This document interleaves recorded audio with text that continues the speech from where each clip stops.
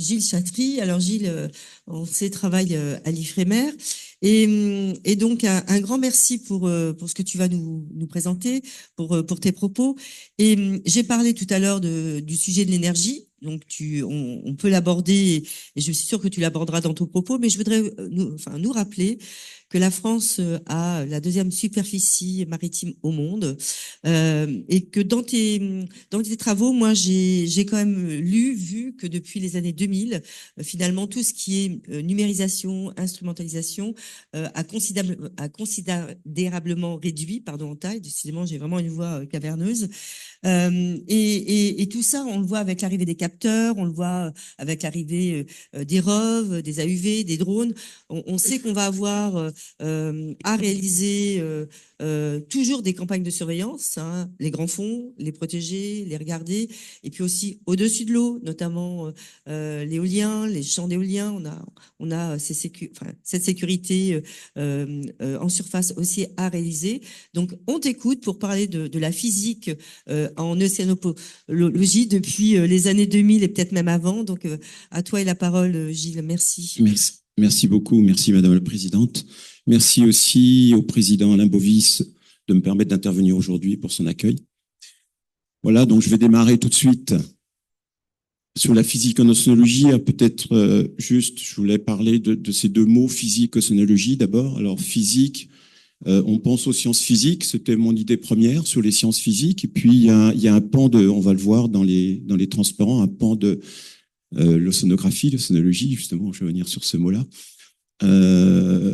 donc qui s'appelle la physique des océans. Alors, on va voir tout ça. Et alors, le mot océanologie, j'ai hésité, océanographie, océanologie, on parle toujours de navire océanographique. Je vais dire la même chose tous les ans, je suis désolé, mais alors plutôt océanologie parce que ça présente l'éventail de sciences utilisées et qui sont nombreuses lorsqu'on fait des études sur l'océan. Je ne sais pas si on peut passer, voilà. Alors je vais commencer quand même au 19e siècle. Il s'est passé beaucoup de choses pour l'océanographie. On a découvert déjà qu'il y avait des espèces au fond de l'océan. On pensait avant qu'il n'y avait rien du tout. Hein. Voilà. Et on commençait des campagnes, des véritables campagnes pour l'étude de l'océan dès le début du 19e siècle, donc, et puis plus à la fin, donc les campagnes du Prince Albert. Alors justement, pour rebondir sur les propos de l'instrumentation, Jules Richard, le docteur Jules Richard, qui était un compagnon, on peut dire, qui participait aux campagnes du Prince Albert, s'était fait une spécialité de l'instrumentation. Et donc on trouve vraiment dans son livre l'océanographie, une vraie Bible, une Bible qui est assez épais, donc une vraie Bible de l'instrumentation à cette époque-là, 1907. Mais justement, ça permet de montrer un peu l'évolution. Alors, effectivement, on va voir à la fin toutes ces nouvelles technologies et spécifiquement depuis le début du XXIe siècle. Voilà, alors il y a des machines extraordinaires. Là, on voit sur l'hirondelle du Prince Albert une machine à sonder qui était en fait sous la barre, voilà, qui était un mécanisme assez complexe. Voilà, pour faire ces sondages. Donc, on trouve dans le livre de Jules Richard de nombreux instruments, comme les thermomètres à renversement assez classiques, qui ont été utilisés encore depuis le début du XXe siècle, hein, puisque nous en avons un l'Ifremer de 1928, qui venait de Londres, qui était plus petit et plus gros dans les années 70, utilisé donc à l'Ifremer, en tout cas au Knexon. L'ancêtre de l'Ifremer. Le petit thermographe de Jules Richard fait partie des instruments que l'on a conservés à l'Ifremer. Donc, dans une belle boîte. Voilà. Donc, il servait bien sûr à mesurer à la fois la profondeur, la température, etc., de l'eau, etc. Donc là, on va faire un bond en avant, puis on va revenir un petit peu en arrière. Bond en avant parce qu'on est sur l'instrumentation. Alors, j'ai eu, je sais pas, je peux dire la chance, pourquoi pas, qu'on me confie comme je m'occupe des archives donc à l'Ifremer, du patrimoine, on m'a confié en fait les archives des contrats passés avec la région, les CPER, les contrats plan État-région, et puis aussi des financements du département et de Brest Métropole aussi, voilà, qui visent à équiper les scientifiques de tout un tas d'instrumentations. Bon, bien sûr, on voit qu'on a fait un saut dans le modernisme quand même, puisque c'est assez récent. Une machine de fatigue électromagnétique, un cytomètre en flux pour analyser les particules et cellules au moyen d'un faisceau laser, un chromatographe pour analyse de gaz avec précision inférieure au ppm, une chambre d'observation de larves d'animaux aquatiques. On voit un petit peu les sujets là d'études de l'IFREMER, bien sûr.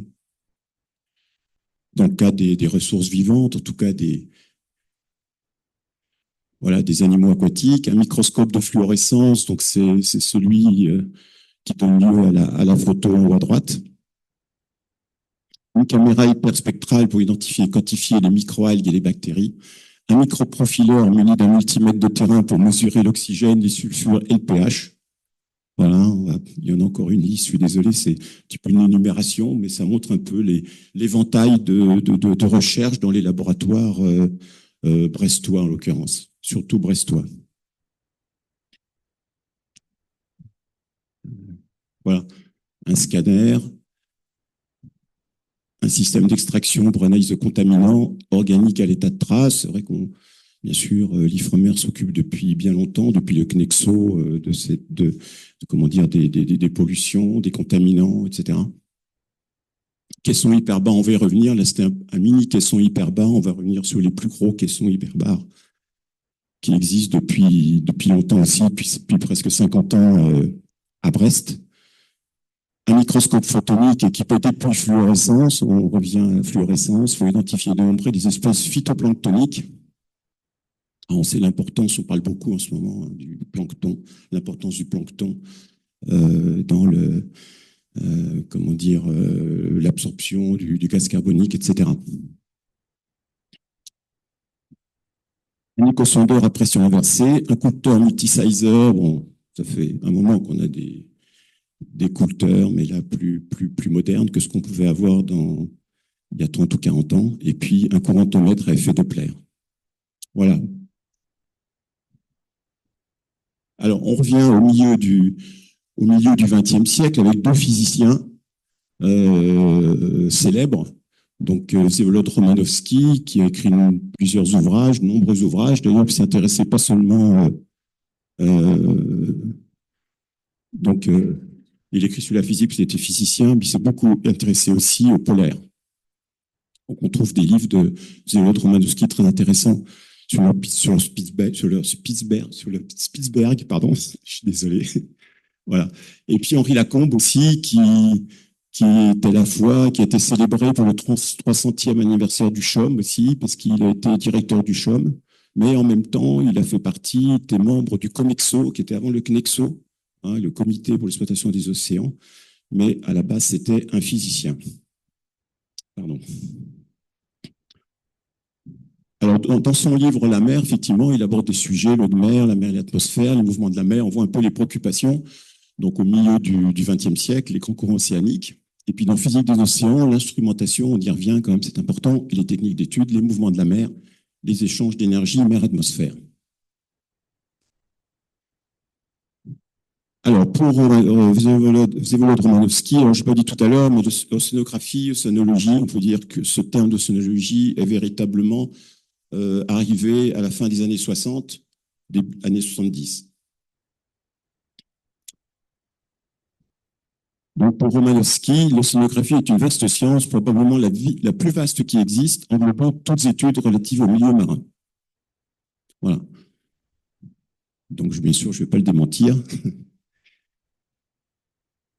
Alors voilà, toute une partie à l'IFREMER, enfin un pan,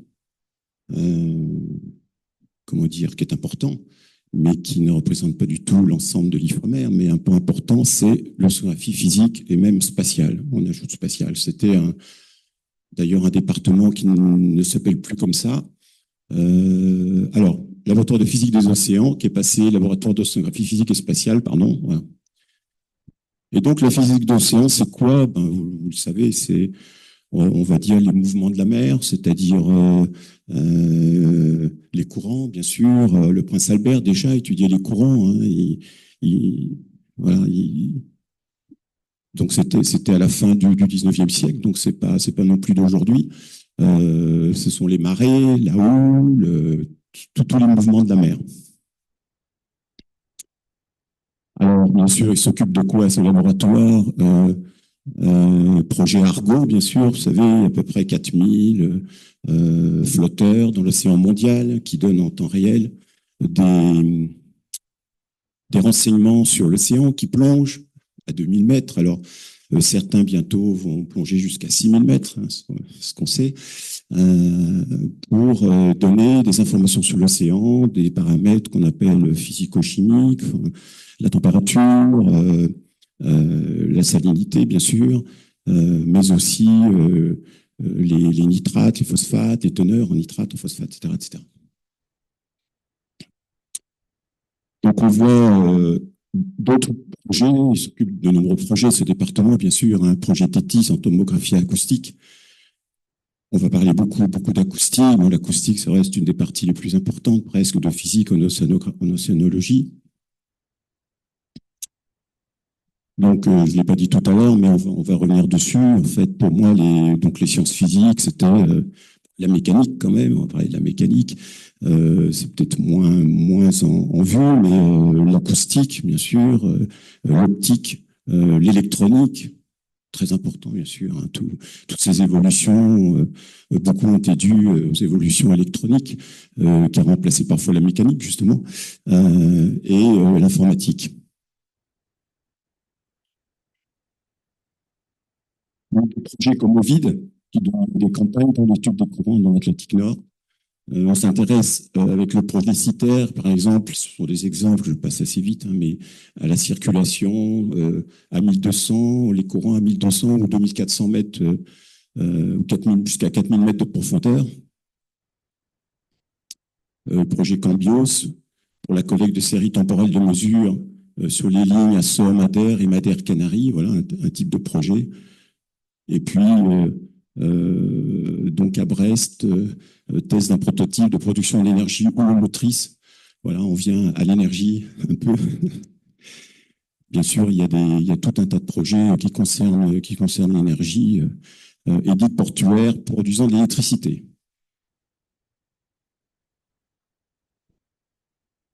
Alors, après les petites instrumentations, j'allais dire, les instruments assez courants, bon, on a des grands équipements. Alors, le pénétromètre sismique et son hyperbare, module géotechnique sismomètre, nœud ASEM, bassin d'essai, SMTIVA, on va revenir sur chacun d'entre eux, enfin, de deux par deux pour aller plus vite. Donc, le pénétromètre.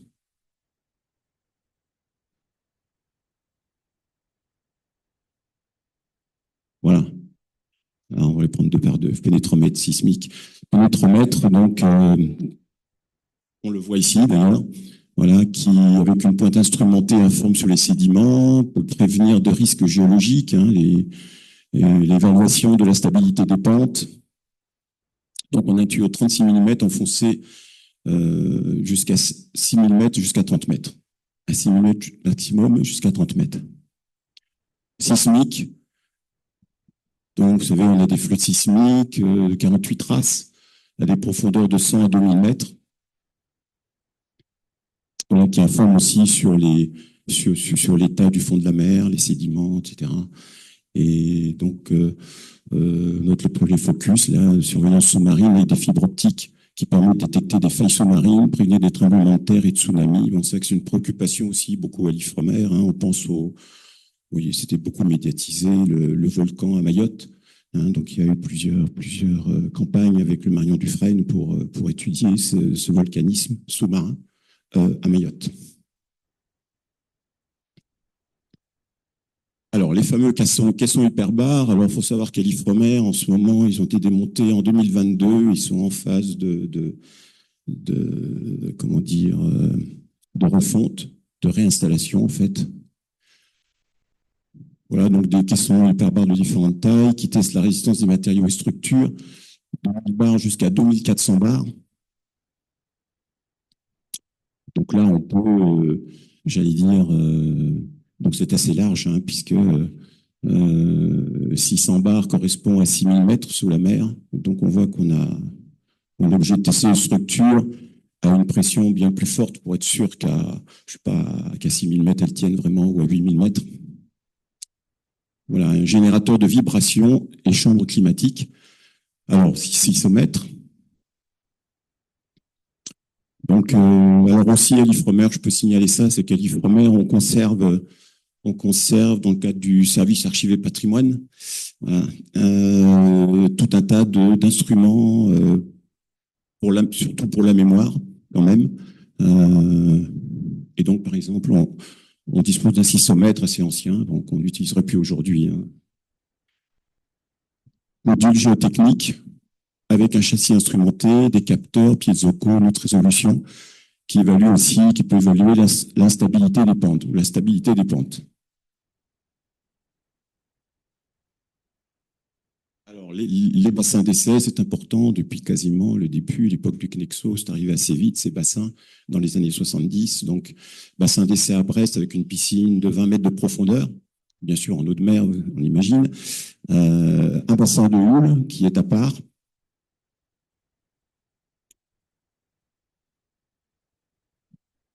Voilà, qui permet d'étudier des équipements océanographiques.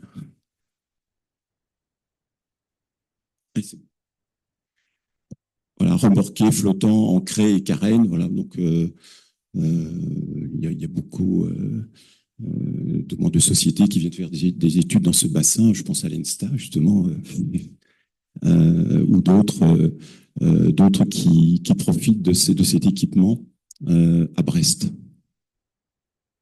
Alors, il y a d'autres bassins d'essai à l'Ifremer que je signale quand même, à Lorient et à Boulogne, mais c'est plus alors, c'est spécialisé pour des essais liés à la pêche, donc des chaluts, etc.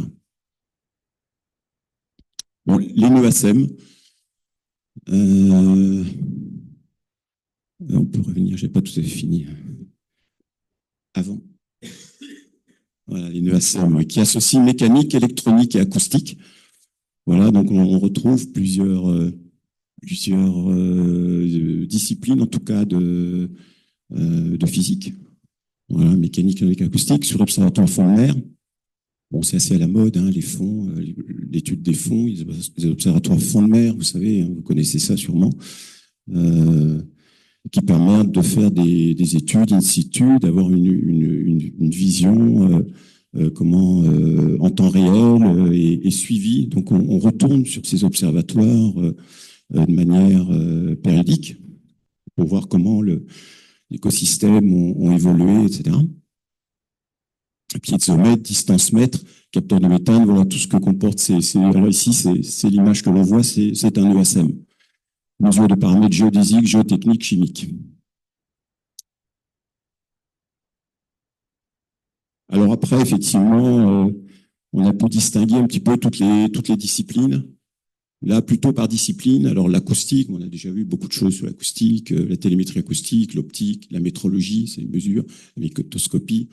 On va voir, je pense qu'il y a un petit peu de détail derrière. Alors l'acoustique sert énormément, évidemment, en océanologie. Là, on voit les largeurs sous-marins. Donc, on possède effectivement un largueur dans le patrimoine de l'Ifremer qui ne sert plus, mais bon, et donc qui permet par voie acoustique de libérer un matériel, comme son nom l'indique, des pingers utilisés depuis longtemps, depuis les premières campagnes du CNEXO, des sondeurs, la télémétrie acoustique. Alors, Projet Rose, c'était pour la surveillance d'épave. Fiche Intel, c'est un projet qui permet de suivre à la trace des poissons, les langoustes dans la Manche. Voilà, et puis l'optique, le granulomètre laser, fluxmètre, voilà, granulomètre qui permet d'étudier, par exemple, les matières en suspension à un endroit donné, et qui s'est pas mal perfectionné aujourd'hui. Donc, métrologie, bien sûr, pour l'étalonnage des sondes océanographiques, par exemple, la calibration de bouées de mesure de houle et autres étalonnages, bien sûr, il y a de nombreux étalonnages de matériel, etc., l'instrumentation. La magnétoscopie pour le contrôle des soudures, la détection de fissures. Ensuite, on a toujours eu un service des matériaux, plus spécifiquement des matériaux, l'analyse physico-chimique, l'étude du vieillissement, la corrosion, la résistance des câbles.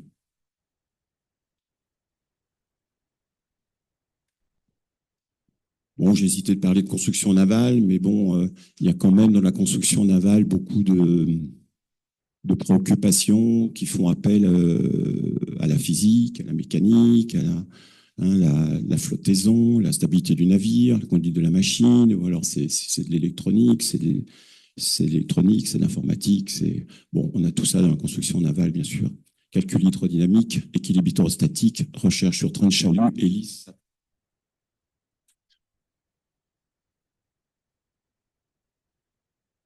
Voilà, et puis l'équipement du navire. Tout ça sont des choses c'est peut-être moins connu, mais ce sont des études qui se font aussi à l'IFREMER, dans des bureaux d'études. Voilà, on ne fait pas que de la chimie, des biotechnologies, de la génomique, de la génétique. Il y a beaucoup de choses à l'IFREMER. Mais oui, on fait aussi parfois, on s'intéresse à la construction navale. Alors, on est passé un petit peu vite sur le transparent précédent, peut-être, mais en bas, c'était un projet IFREMER qui s'appelait Mentor.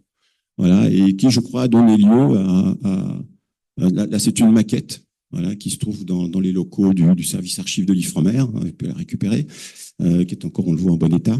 Et je crois qu'il y a eu une application vraiment réelle pour, on voit, diminuer les frottements, optimiser justement la flottabilité ou la vitesse du navire avec le moins de frottements possible. On peut retourner. Merci.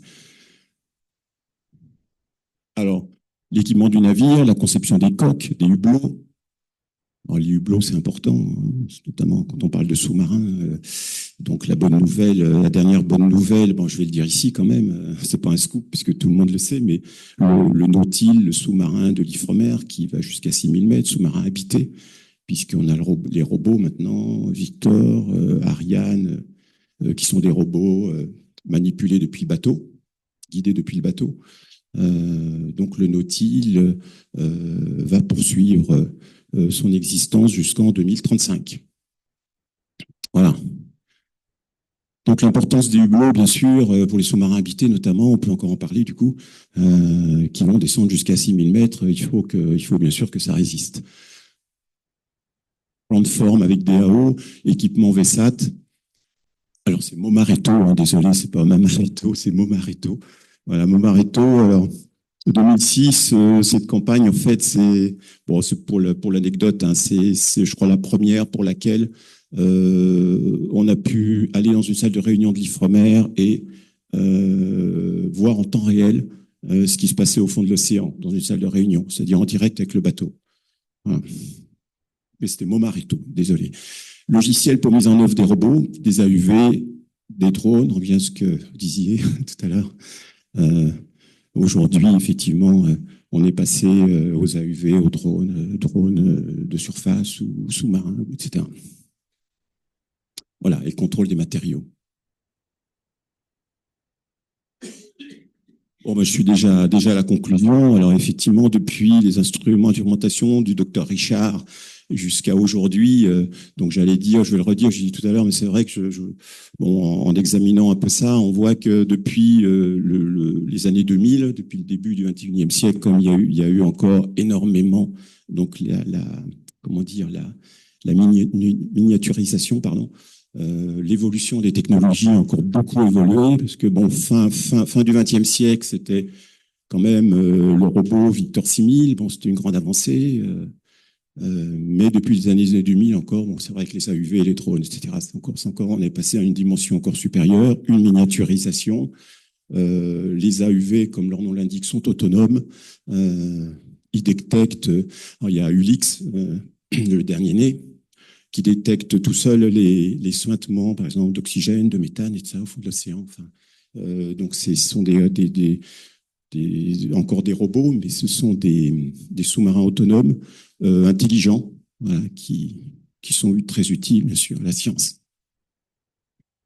Voilà, l'arrivée de l'électronique, l'informatique, je l'ai dit, capteur, parce que tout ce qui était thermomètre à renversement, etc., aujourd'hui, un capteur, un petit capteur qui sont installés sur les robots, sur les AUV, etc., bon, va donner tout de suite en temps réel la température, etc. Donc, il y a une évolution, bien sûr, très importante. Alors, les flotteurs, ça, c'est parce que j'ai entendu dire bon, que pour les flotteurs, on a mis les flotteurs dans l'océan, j'ai dit tout à l'heure 4000, et puis, bon, ben, et on en remet, on en remet, on en remet. Et puis, aujourd'hui, on commence à penser, alors, comment, à pas les laisser comme ça dans l'océan, perdus, et puis ne pas s'en occuper. Donc, on commence à s'occuper d'eux, donc à les recycler, voilà, à les récupérer, à les recycler, etc. Donc, ça, c'est une bonne chose aussi, ça va dans le bon sens. Et puis, toutes ces sciences physiques, c'est vrai, le dernier mot, c'était de dire que c'est minimiser l'emploi des ressources, puisque tout est de plus en plus miniaturisé pour faire des recherches encore plus performantes. Voilà. Donc, je pense qu'on va dans ce sens-là. Voilà, et plus performant, c'est-à-dire d'avoir un meilleur résultat le plus global et le plus fin au niveau des analyses. J'arrête là. Merci beaucoup, merci Gilles. C'est C'est effectivement passionnant de voir en quelques minutes l'évolution de l'histoire. Dans l'évolution des technologies, tu as parlé à un moment donné, à la fin, de l'arrivée, évidemment, des composants qui sont de plus en plus petits, qui sont plus intelligents. J'ai pas entendu, mais peut-être que tu peux avoir une question là-dessus. Comment l'IFREMER travaille ou s'intéresse aux nouvelles technologies, dont l'IA, l'intelligence artificielle. Donc, est-ce que l'intelligence artificielle, dans la partie numérisation, vous l'avez en tête, c'est quelque chose qui vous intéresse? Voilà, parce qu'en fait, on est sur on voit votre bascule vers de la haute technologie. Hein, tu l'as dit, mais je veux vraiment souligner que ce soit les balises Argos, que ce soit les connexions mer, espace aussi. Enfin, à un moment donné, c'est un univers complet. Mais si on revient sur tout à l'heure, tu as parlé des hublots, tu as parlé des technologies que vous éprouvez de plus en plus. Est-ce que vous utilisez l'intelligence artificielle pour aller aux confins de quelque chose que vous ne maîtrisez pas complètement? Est-ce que vous voulez jouer avec, enfin, si c'est le bon vocabulaire? Est-ce que c'est des sujets qui sont aujourd'hui imaginés en prospective IFREMER? Bon, c'est une question un petit peu difficile, mais justement, je pense qu'on n'a pas trop envie de jouer avec l'océan. On joue pas trop, hein, pas trop envie de jouer avec l'océan. Et je pense que la science, c'est quand même de bien maîtriser, un scientifique, il va bien maîtriser son sujet et peut-être pas laisser à l'IA faire les choses à sa place ou etc. Par contre, j'ai un petit regret, là, c'est pas avoir parlé de climat, c'est vrai, parce que bien sûr, tous ces, par exemple, les bouées, Argo, c'est bien sûr l'étude des courants aussi, etc. Tout ça, c'est la physique de l'océan, c'est pour, comment dire, prédire quelque part le climat, comme chacun sait, qui est en train de changer fortement, quoi. Et puis aussi, je vais pas parler de jumeaux numériques. Alors ça, les jumeaux numériques, peut-être ça rejoint l'IA, parce que c'est justement une... Alors l'IFREMER fait des modélisations depuis longtemps, bien sûr, on a modélisé, on a tout modélisé, bien sûr. Donc je ne sais pas si ça rentre dans l'intelligence artificielle, mais en ce moment, les jumeaux numériques, bien sûr, l'IFREMER s'y intéresse et c'est important justement pour prédire aussi dans le domaine du climat, justement. Voilà, mais jumeaux numériques, alors quelle partie? Est-ce que c'est l'évolution d'une zone géographique, d'un bassin? Quand on parle jumeaux numériques à l'IFREMER, parce que là, tu viens de nous ouvrir une porte, quel type de jumeaux numériques vous regardez ou vous intéresserait? Alors ça, je ne peux pas répondre à la place des scientifiques ou des présidents de l'IFREMER, mais j'imagine, enfin l'IFREMER s'intéresse à l'océan mondial, à tous les océans. On a fait des campagnes depuis l'époque du CNEXO sur tous les océans, donc je ne pense pas qu'il y a...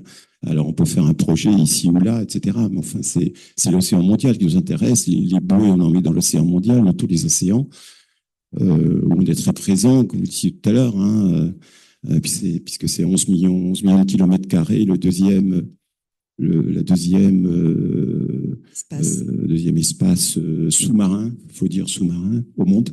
Voilà. Donc, c'est l'océan mondial, mais je n'ai pas plus de précision. Si on s'intéressait plus à un endroit, bon, bien sûr, on étudie beaucoup l'Atlantique Nord quand même, puisque c'est notre région la plus voisine, enfin, la plus facile d'accès que le Pacifique, en tout cas quand on est à Brest, quoi. Merci beaucoup, c'est effectivement passionnant. On a des moyens, c'est exceptionnel avec l'IFREMER. On est tous conscients ici dans la salle de ces moyens, on les utilise et ils sont évidemment reconnus mondialement puisqu'on a parlé de certaines technologies qui ensuite permettent à tous de voir l'état de la mer et voire d'utiliser aussi des informations de cet état. Est-ce qu'il y a une ou deux questions en salle? Oui.